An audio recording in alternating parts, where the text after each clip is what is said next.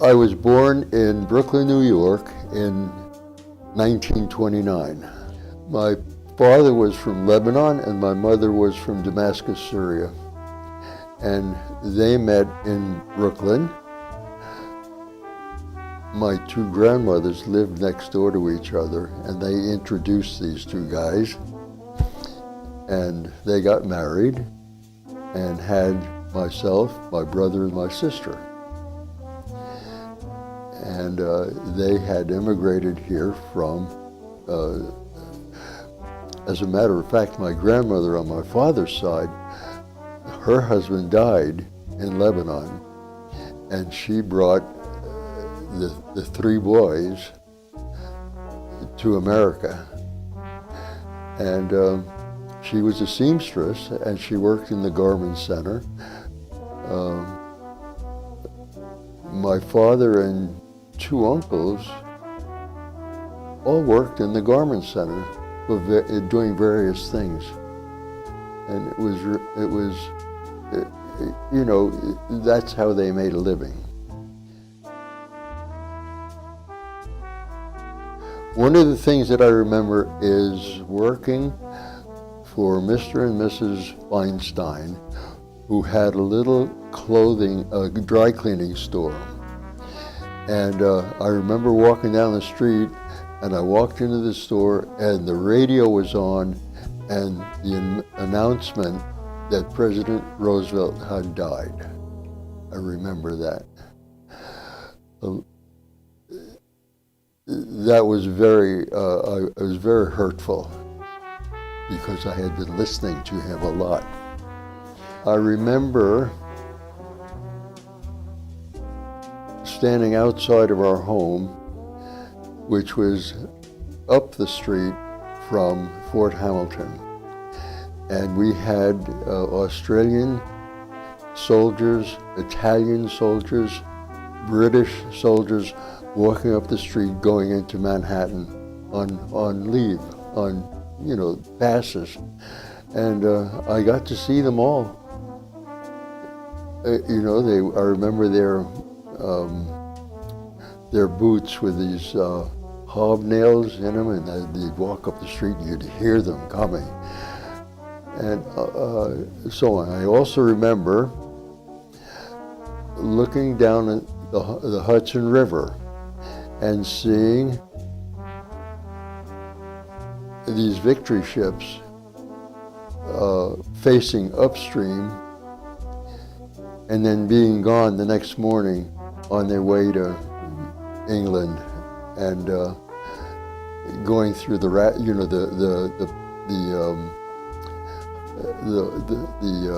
submarine packs waiting for them out there in the Atlantic, and not too far out.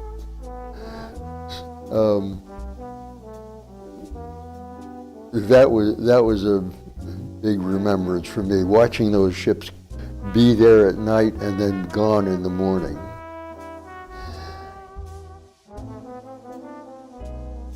I was in high school, and I had been planning on joining the Marine Corps when I got out of high school.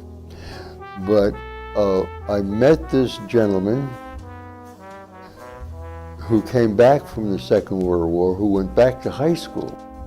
And when we were talking, and I told him what I had been thinking of planning on doing, he said, no. He said, you don't want to do that. He said, wait till you're drafted and go airborne. Which is what I did. I was going to have a problem with my parents. I know that they would be upset with me, you know, and the draft gave us no choice. So I was able to go in with a good heart. You know what I mean? I wasn't defying parents, and yet here I was going into the service and then going into the airborne. What happened was, he said, I got to Fort Devens, was inducted into the Army there, and this one afternoon we had a little time off, and they sent us into this big, huge hall. And to the left of the hall, standing there, was a kiosk with maybe 6 or 7 paratroopers there. and they were starched and spit shined and the whole thing. And I went over and I said, "How do I do this?" He said, "Well, just sign here." And I was on a train to Fort Bragg the next morning for basic training. Went to basic training, then went to jump school at Fort Benning, Georgia. And from Fort Benning, they sent me to Fort Lee, Virginia for rigger school. And I was packing parachutes and inspecting troops as they got onto airplanes and dropping heavy equipment out of C-119s. Out of the back end, we'd load them with howitzers and 3/4 ton trucks, and we'd drop them and then go in after them, jump in right after them and recover them. And that was a lot of fun. Fort Lee, Virginia, back to Fort Benning, Georgia, and to a service company which we were, packing parachutes and doing maneuvers and so on and so forth. One maneuvers that was called Longhorn, and during that maneuver we made some jumps, and the jumps were horrifically bad in that the winds were so strong. We jumped at 35-mile-an-hour winds, and a lot of people were hurt, and it was really not good. But we managed to, survive. 200 or so people were hurt badly. We went back to Fort Benning, Georgia, and spent the rest of my time there in the Army. I had put 2 years in, and it was a wonderful 2 years. I went airborne, and they held us back. A lot of the people that I went into the Army with went to different organizations, and those organizations were sent to Korea. Some of them didn't come back. Some of those people. One young man, he went back, was there a week and lost a leg and came back home. What do you remember hearing from your friends about Korea? That it was very cold, that it was miserable, and I felt very fortunate in not having to go there. We were going to go to Europe, and they kept putting us off from going to Europe. But we were going to go to Korea. We never went to Korea. I put 2 years in, and it was uneventful, and I was very happy about that. Margaret Mary, I call her Sister Margaret Mary when I want to tweak her a little. She came in I was working at the golf course. I used to caddy, and then I was working I worked in the pro shop. She came in for golf lessons, and we met. And it was first love for me, and we've been with each other for the past almost 65 years. We have 2 sons, Paul and Robert. Our gift to the planet. Who's in the service? The oldest, Paul. When he decided to go into the Navy, I said, "Paul, why do you want to do this?" He said, "Well, I don't want to be in the corporate world." Well, I said, "You're joining the biggest corporation in the world. Are you kidding?" He says, "No, I know, that's what I want to do." I said, "Well, okay, go for it."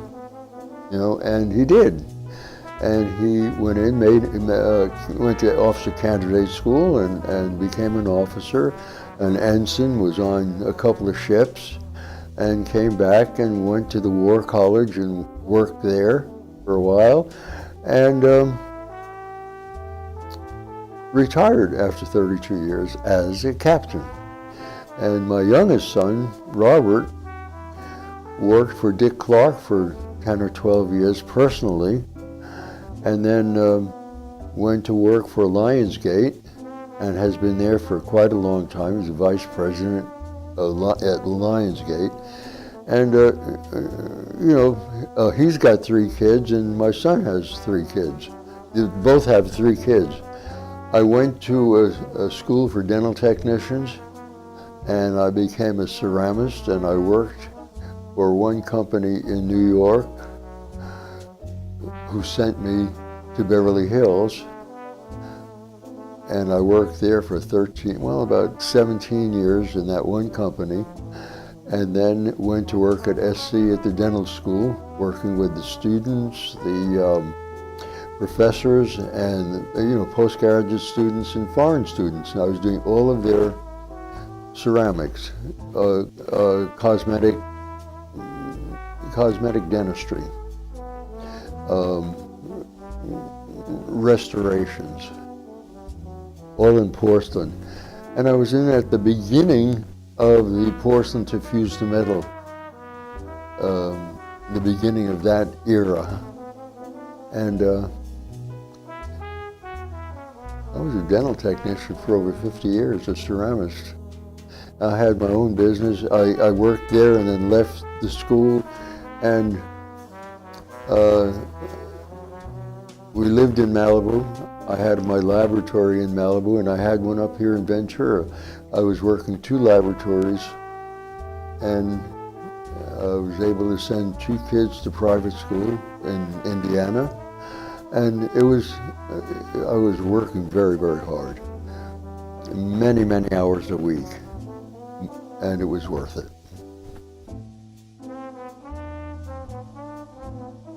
I had a heart attack, and I didn't do anything for 6 months, and then I went to work for another dentist, low pressure, worked for him for 10 years, and his son came into the practice and it didn't work. So what happened was, that was interesting, I had gotten a call from friends in Florida. I had been in the Army with him 50 some odd years ago, and they called me and said he was not doing well, and could I come down and see him?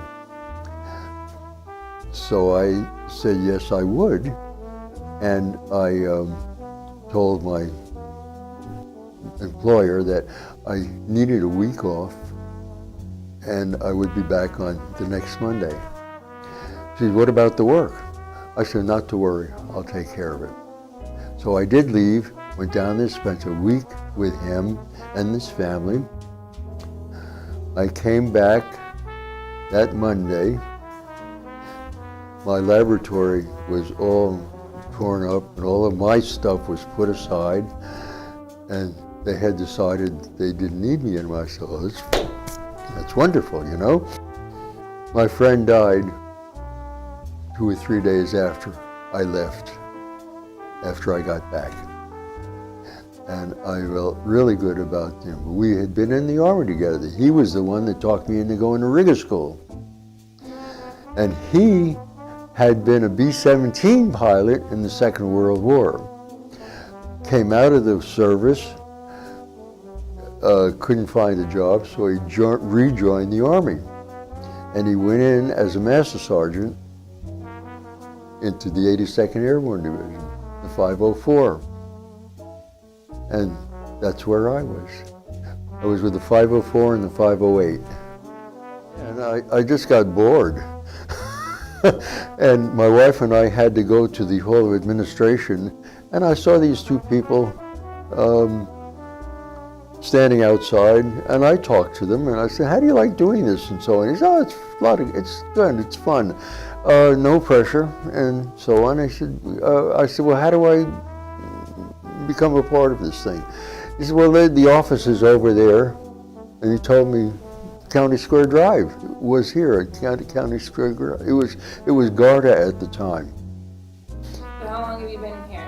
10 years. They hired me at 80.